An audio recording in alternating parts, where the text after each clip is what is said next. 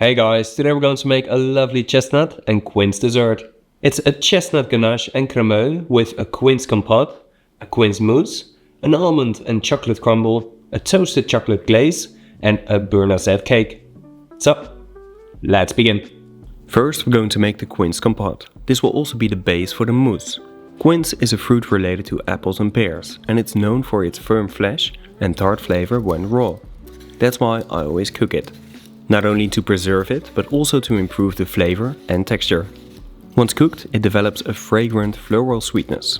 Start by peeling 6 quinces and cut them in 4. Now remove the core. Then cut them in even big chunks. After that, transfer them into a pan. In total I had 2300 grams. Now zest the lemon on a tray and keep it in your fridge for later. We need it for another recipe. Then cut the zested lemon in half and squeeze out all the juice. Be sure to check for any seeds. Now also add 230 grams of apple juice, 230 grams of sugar, 3 cinnamon sticks and 2 empty vanilla pods. Now cover the pan with a lid and slowly cook the quince on a medium-low heat. It's going to take some time, but it is truly worth it. Once the quince is fully cooked, remove the lid and let it cook for another 30 minutes. Then remove all the spices and blend it with a hand blender. Or, like you guys prefer, blend it till smooth. Just look at that beautiful thick texture. And trust me, the flavor is incredible. Now pour it into a bowl and fill half a piping bag.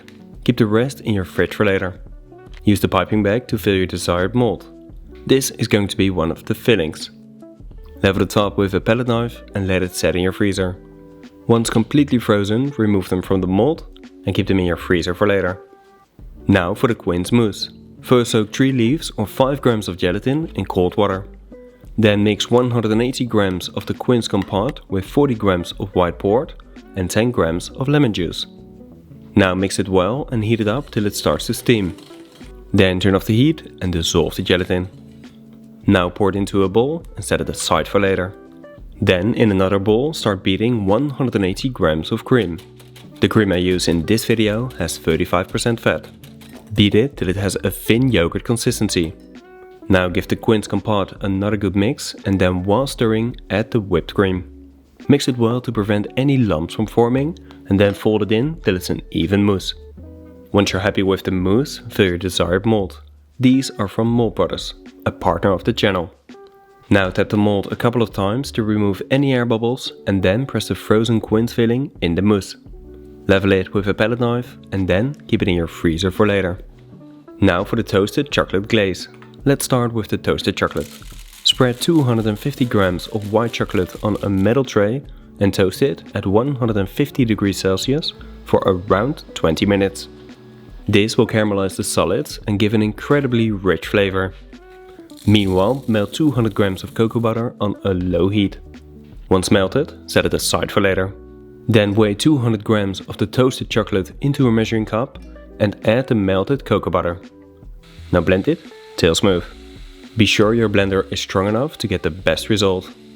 Then let the glaze cool down till it's between 31 and 33 degrees Celsius. When the temperature is good, fill your desired mold and turn it around to remove any excess chocolate. Then clean this up and set it aside for later. Now for the chestnut puree. This will be the base for the cremeux and the ganache. Start by removing the chestnuts from the husks. You can also open them by standing on the side, obviously with shoes on. Then make a cross with a serrated knife. There are tools to do this, but a serrated knife works fine as well. After that, submerge them in lukewarm water and let it sit overnight in your fridge. The next day you can drain the water and spread them on an oven tray. Make sure that the cross side is facing up and then toast them at 230 degrees Celsius for 15 minutes. They'll open up nicely and get a beautiful golden color. If you're not happy with the color, leave them for another 5 minutes. Then let them cool down for a couple of minutes before taking the chestnuts out of the peels. In total, I had 450 grams of clean chestnuts. If you want, you can also buy cooked ones, but toasting them yourself is so much fun and very delicious. Now transfer them into a blender and also add 300 grams of milk. Blend this till smooth. It's going to take some time, but trust me, it's worth it. Then transfer it into a bowl, cover it and keep it in your fridge for later. Now for the runny ganache, first bring 225 grams of cream to a boil. Once it's boiling, turn off the heat and add 150 grams of white chocolate together with 150 grams of the baked chestnut puree and 4 grams of flaky salt. Blend this till smooth and fully emulsified. Then pour it into a piping bottle and fill your desired mold. This is also going to be one of the fillings. Now keep it in your fridge for later. Then the beurre noisette cake, and for that first we need to make the beurre noisette. Beurre noisette is a toasted or caramelized butter. It's rich in flavor and very simple to make. Just heat up 250 grams of butter while stirring it every now and then. This will prevent it from burning. It takes a little bit of time, but eventually the milk solids will start to caramelize. When that's happening, turn down the heat for more control. This is the color we're looking for. Then pour it into a bowl and let it cool down in your fridge. Once it's cold, transfer 220 grams into a mixing bowl and also add 220 grams of sugar, 4 grams of salt, 4 grams of baking powder and the zest we made before from the lemon. Start beating it and then slowly add 200 grams of egg. Once it's a nice fluffy batter, turn down the speed and add 220 grams of flour. Keep on mixing till it's an even batter. Then spread it on a baking tray that's lined with a silicone sheet or a piece of parchment paper. Now level it and then bake it at 180 degrees Celsius for about 20 minutes. When you're happy with the color, let the cake cool down and then cut it with a small round cutter. I know there are a lot of trimmings, but I call them chef snacks. Now brush a layer of white port on top. If you want something non-alcoholic, use an almond syrup. Then place them with the brush side down on the ganache and freeze them till solid. Once frozen, take them out of the mold and keep them in your freezer for later. Now for the chestnut cremeux. First soak 1 leaf or 1.6 grams of gelatin in cold water. Then mix 150 grams of cream with 200 grams of the chestnut puree, 10 grams of cornstarch, 20 grams of sugar and 30 grams of egg yolk. Mix it well and then while stirring bring it to a simmer. This will thicken the cremeux. After that turn off the heat and dissolve the gelatin. Also add 60 grams of milk chocolate and mix it. Now pour it into a bowl, cover it and let it cool down in your fridge. After that transfer it into a piping bag and fill the chocolate covered mold halfway. Then take the chestnut and cake filling and press it in the mold as well. Level it with a palette knife and then let it set in your freezer. Now for the white chocolate powder. First melt 100 grams of white chocolate. Melt it till the temperature is between 40 and 45 degrees Celsius. Then mix 200 grams of sugar with 40 grams of water and 1 empty vanilla pot. Heat it up till the temperature is 135 degrees Celsius. Once it has the right temperature, while stirring, add it to the melted white chocolate. Preferably do this with 2 persons, but since I'm a one-man show, I just gotta stir like a crazy person. And I know normally you can put a towel underneath the bowl, but here there is too much resistance, so the bowl would still go everywhere. Once all the sugar is incorporated, remove the empty vanilla pot and then the powder is done. The only thing we need to do is select the needed size. Because I use it to decorate the glaze, and that's why the size is very important. For that first pass the powder through a coarse sieve. Everything that's passing through is not too big, but some of the powder is too small. To fix that, we pass the sifted powder through a fine sieve, leaving you with the perfect size powder. You can just blend the remaining powder, so nothing is wasted. Keep it dry and covered for later. Now for the chocolate almond crumble. Transfer 105 grams of flour on your worktop and use the bowl to make a well in the middle. Fill it with 150 grams of almond powder, 150 grams of sugar, 150 grams of cold cubes of butter, 3 grams of flaky salt and 60 grams of melted dark chocolate. Now bring all the ingredients together and then knead it into a nice dough. After that spread it on an oven tray. My Douro oven trays are coated, but otherwise line them with a silicone sheet. Now bake them at 150 degrees Celsius for about 30 minutes. Stir it every 5 to 10 minutes to create a nice crumble. Once you're happy with the color and the texture, take the crumble out of the oven and let it cool down completely. Then keep it dry and covered for later.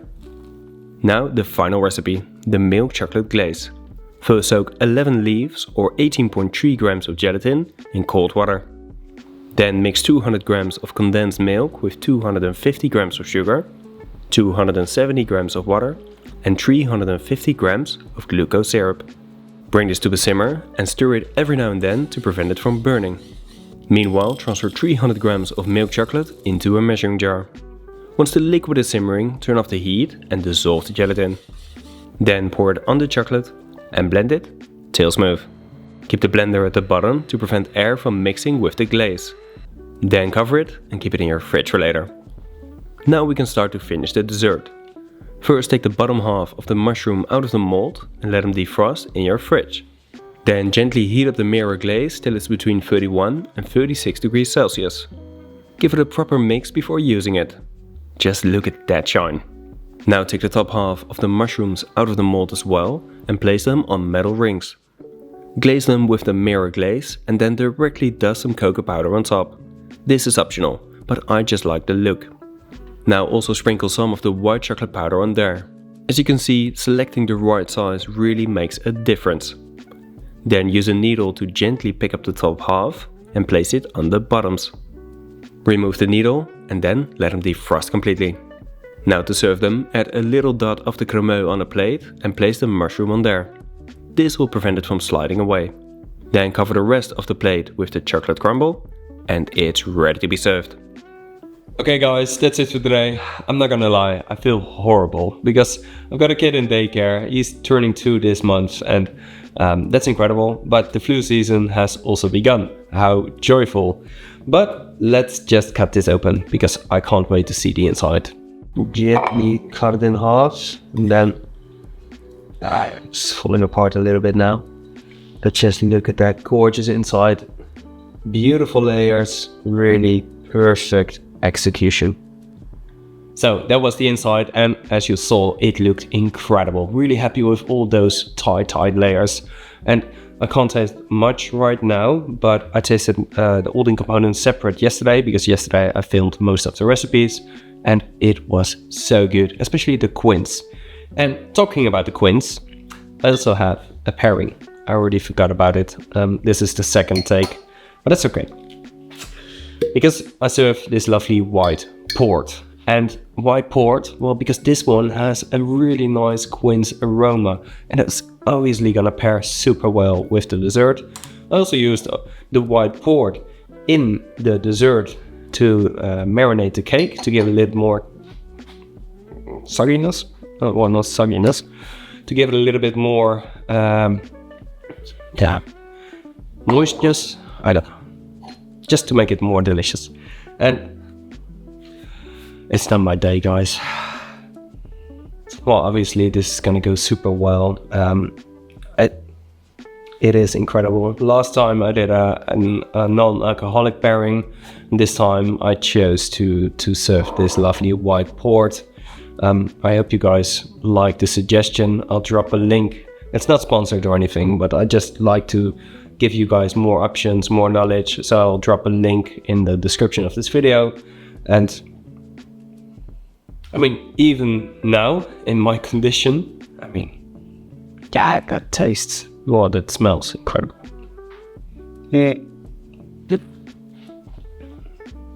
Lovely, rich. You can taste the quince, the aroma. That's incredible. So definitely suggest getting a bottle of white port. Like I said, I'll drop a link in the description. And then I hope you guys enjoyed the video. Let me know in the comments what you want to see next. Like and share the video. And subscribe if you want to support my channel. And if you don't want to miss my upcoming Christmas menu as well. It's going to be a great one this year. And as always, bon appétit.